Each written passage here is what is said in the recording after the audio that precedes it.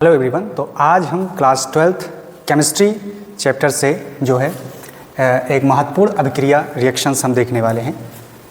Frankland अभिक्रिया ये एक नेमिंग रिएक्शन है और इस नेमिंग रिएक्शन को आज हम समझने वाले हैं। क्या है ये फ्रैंकलैंड अभिक्रिया, जिसको हम इंग्लिश में फ्रैंकलैंड रिएक्शन ही कहते हैं। एल्किल हैलाइड, यहाँ पर इसका जो है डिफिनीशन कह सकते हैं, यहाँ पर हमने इसका लिखा हुआ है।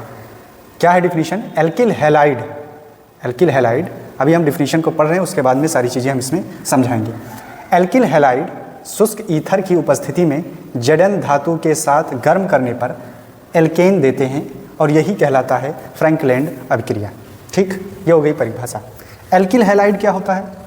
एल्किल हैलाइड यानी कोई एल्किल समूह होगा और उसमें हैलोजन ग्रुप जुड़ा होगा तो उसको हम कहेंगे एल्किल हैलाइड। जैसे इसका जनरल सूत्र अगर कहा जाए तो जनरल सूत्र क्या है तो उसको हम पहले डिस्कस कर लेते हैं। क्या बनता है? एल्केन बनता है। एल्किल हैलाइड शुष्क ईथर की उपस्थिति में जडन धातु से क्रिया करता है और उसको गर्म किया जाता है तो एल्केन देता है। यही फ्रैंकलैंड अभिक्रिया है। तो ये है आपके पास RX, इसको बोलते हैं एल्किल समूह और ये है हैलोजन समूह, और इन दोनों कंबाइन को हम बोलते हैं एल्किल हैलाइड। इसी को बोलते हैं एल्किल हैलाइड। ये जब जडन धातु से क्रिया करता है, किसकी उपस्थिति में? शुष्क ईथर की उपस्थिति में। किसकी उपस्थिति में? शुष्क ईथर की उपस्थिति में इसको क्या किया जाता है? गर्म किया जाता है। तो क्या बनता है? एल्केन बनता है। एल्केन बनता है। साथ में साइड प्रोडक्ट भी यहाँ पर बनता है और साइड प्रोडक्ट हम बता दें क्या बनता है? ZnX2, ये इसका साइड प्रोडक्ट है ZnX2। इसका जो मुख्य उत्पाद है वो है एल्केन। अब इसका एग्जाम्पल हम देखते हैं। जैसे R मीन्स कोई एल्किल समूह, तो जैसे हमने ले लिया R को C2H5 और X को हमने क्या ले लिया? आयोडीन यानी आयोडाइड, ये है। ओके, ये हैलोजन समूह है। हैलोजन समूह क्या है? जैसे आपका क्लोरीन है, ब्रोमीन है और आयोडाइड है, यानी क्लोरो, ब्रोमो, आयोडो, ये सभी क्या है? हैलोजन समूह है।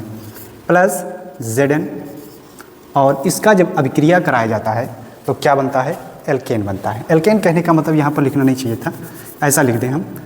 ये बनता है RR, ऐसा बनता है R बॉन्ड R, यानी यहाँ पर 2 R है तो इसका मतलब इसको बैलेंस कंडीशन में भी लिखना होगा। ये होगा इसका बैलेंस कंडीशन, बैलेंसिंग। ओके, अब उसके बाद में यहाँ पर क्या होगा? तो यहाँ पर भी 2 होना चाहिए था। ये जब जडन धातु से शुष्क ईथर से अभिक्रिया करेगा, शुष्क ईथर से अभिक्रिया करेगा, शुष्क ईथर की उपस्थिति में जब अभिक्रिया करेगा ये कंपाउंड इससे, तो क्या बनेगा? RR मतलब C2H5, यानी C2H5। ओके, उसके बाद साइड प्रोडक्ट के रूप में ZnX2 निकलता है। तो ZnX2 यानी Zn प्लस में लगा देंगे Zn, और X2 क्या है? ये जो आयोडीन, आयोडाइड जो लगा हुआ है ये, यानी I2, और ये इसका क्या है? कंप्लीट रिएक्शन है फ्रैंकलैंड अभिक्रिया का। यानी एल्किल समूह जडन धातु से अभिक्रिया करता है शुष्क ईथर की उपस्थिति में, तो हमको क्या मिलता है? एल्केन मिलता है। यहाँ पर लिखा है एल्केन मिलता है, और साइड प्रोडक्ट के रूप में ZnX2 निकल जाता है। जैसे हमने यहाँ पर लिया, इसका नाम है एथिल आयोडाइड, ये है जिंक शुष्क ईथर, और यहाँ पर आपका बना है क्या? C2H5 और प्लस ZnI2। ये किस प्रकार का कंपाउंड है? कैसा कंपाउंड है ये? एल्केन है। और एल्केन को हम पैराफीन भी बोलते हैं। एल्केन को हम क्या बोलते हैं? पैराफीन। तो कहीं कहीं पैराफीन लिख दे कि करने पर यहाँ पर पैराफीन देते हैं तो इसका मतलब एल्केन देते हैं। तो ये क्या है? एल्केन है। कौन सा कंपाउंड है? अगर इस कंपाउंड का बात किया जाए तो कौन सा कंपाउंड है ये? देखिए यहाँ पर कार्बन 4 है, हाइड्रोजन 10 है। इसका मतलब ये क्या है? कार्बन 4 है, सिंगल बॉन्डेड होंगे, तो ये कौन सा कंपाउंड होगा? ये आपका होगा ब्यूटेन। क्या होगा? ब्यूटेन। इसका नाम होगा ब्यूटेन। ओके, ये क्या है? जिंक आयोडाइड, ये जिंक आयोडाइड है। तो ये है इसका फ्रैंकलैंड अभिक्रिया का कंप्लीट रिएक्शन। अब इसका उपयोग क्या है? इस रिएक्शन का उपयोग क्या है? ये किस काम में आता है फ्रैंकलैंड अभिक्रिया? तो फ्रैंकलैंड अभिक्रिया का किस काम में आता है इसके परिभाषा में ही लिखा हुआ है। ये जो यहाँ बातें लिखी गई हैं इसी के में छिपा हुआ है। यहाँ पर आप देख रहे हैं कि यहाँ एल्केन लिखा हुआ है, एल्केन, यानी फ्रैंकलैंड अभिक्रिया किस काम में आता है?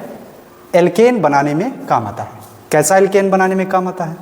ये भी बात है किस टाइप का एल्केन बनाने में काम आता है?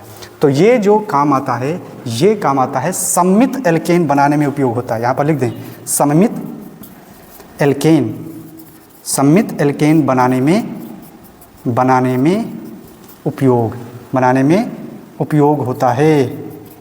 उपयोग होता है। ये था इसका कंप्लीट बात।